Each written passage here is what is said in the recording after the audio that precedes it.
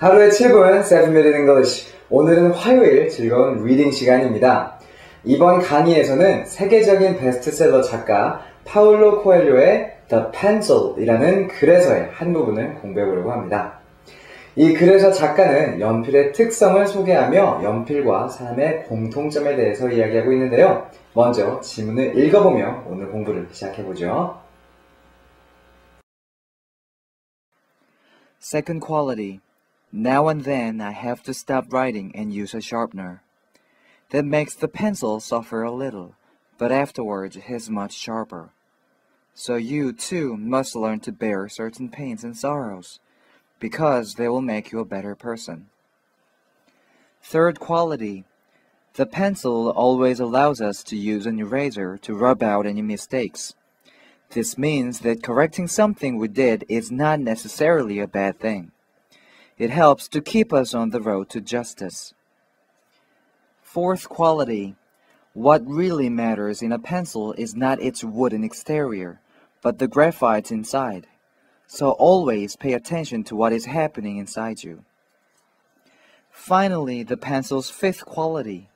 It always leaves a mark. In just the same way, you should know that everything you do in life will leave a mark. So try to be conscious of that in your every action.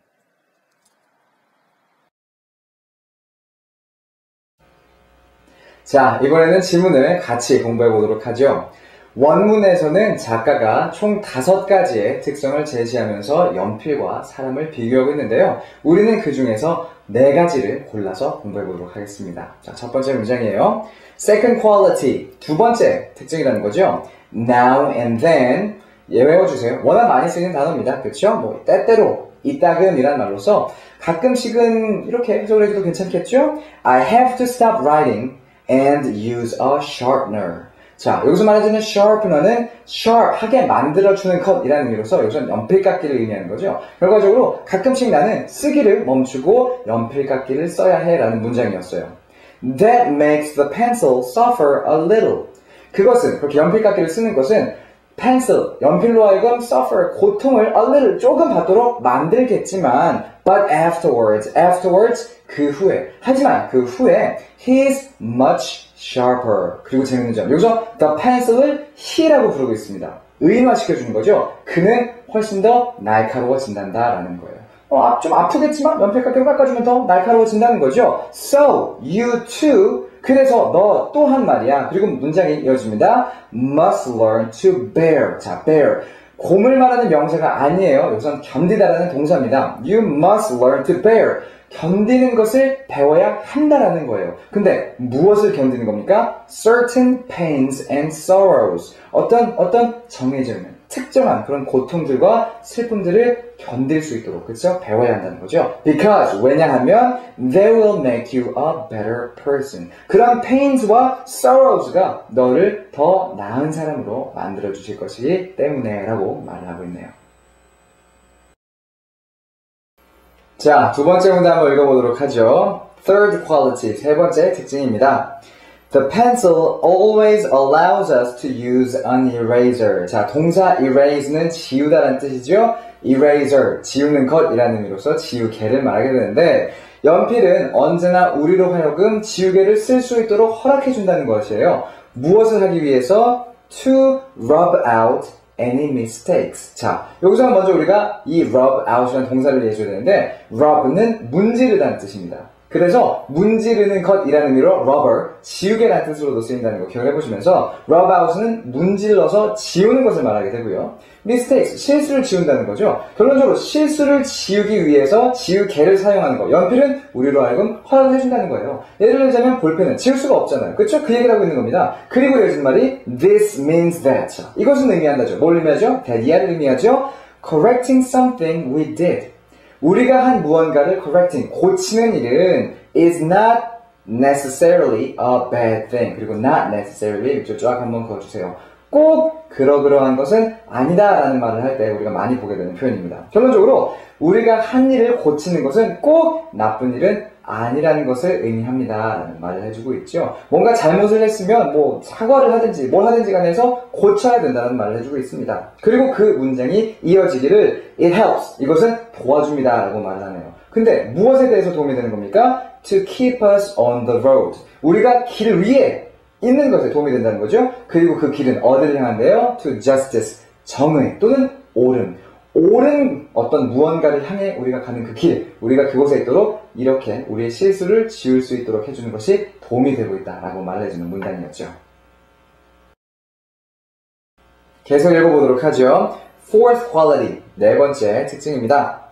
What really matters. 자, 여기서 말하는 동사 matter는 중요한 것, 중요하다, 뭐 이런 의미로 해석해 주시면 되겠어요. 그래서 what really matters. 중요한 것은 in a pencil, 어디에 있어서? 연필에 있어서 is not its wooden exterior.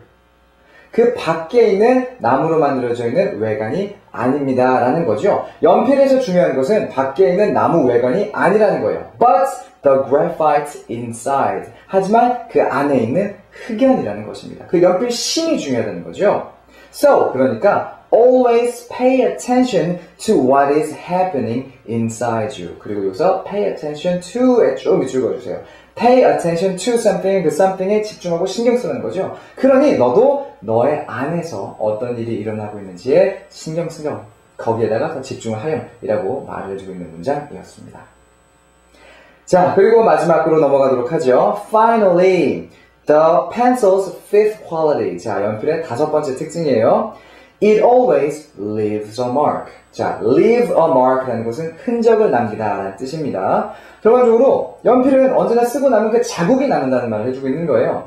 In just the same way. 그리고 이러한 방식. 그러니까 연필이 자국을 남기듯 그 똑같은 방법으로 you should know, 너는 알고 있어야 된다는 거죠. That everything you do in life, 네가 이 삶에서 하는 모든 것들이 will leave a mark. 흔적을, 자국을 남기게 될 것이라는 것을 너는 알고 있어야 돼 라는 거예요. So, 그래서 try to be conscious. 자, conscious는 의식하고 있는 또는 자각하고 있는 이라는 뜻이고 재미있는 점은 형용사 conscious는 언제나 뒤에 전치사 of와 함께 씁니다. 결론적으로 try to be conscious of that. 그것에 대하여 자각하고 있다는 거예요. 그럼 그것은 무엇이냐? 네가 하는 모든 것이 흔적을 남길 것이라는 것. 이것을 알고 있으라는 거죠. In your every action. 네가 어떤 행동이든 너의 그 모든 행동 하나마다라는 말을 해주는 것까지 자, 지문들을 해석해 봤습니다. 그럼 다시 처음부터 끝까지 이 지문을 리뷰해 보도록 할게요. Second quality. Now and then I have to stop writing and use a sharpener. That makes the pencil suffer a little, but afterwards it is much sharper. So you, too, must learn to bear certain pains and sorrows, because they will make you a better person. Third quality. The pencil always allows us to use an eraser to rub out any mistakes. This means that correcting something we did is not necessarily a bad thing. It helps to keep us on the road to justice. Fourth quality. What really matters in a pencil is not its wooden exterior, but the graphite inside. So always pay attention to what is happening inside you. Finally, the pencil's fifth quality. It always leaves a mark. In just the same way, you should know that everything you do in life will leave a mark. So try to be conscious of that in your every action.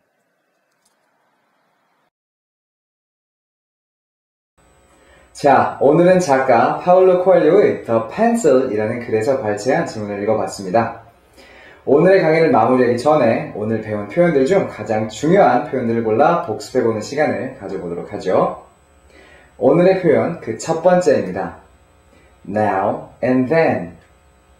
때때로, 이따금. 두 번째 표현은요. bear. 견디다. 세 번째 표현은요. leave a mark. 자국을 남기다. 그리고 마지막으로 복습해볼 표현은요. conscious. 의식하고 있는 또는 자각하고 있는. 자, 오늘의 강의는 여기까지고요. 오늘 지문의 나머지 내용이 궁금하신 분들은 우리 7분 영어 카페에서 링크를 확인하실 수 있을 테니 참고해주세요. 그럼 오늘도 즐거운 하루 보내시고요. 저는 내일 다시 인사드리도록 하겠습니다. See you next time!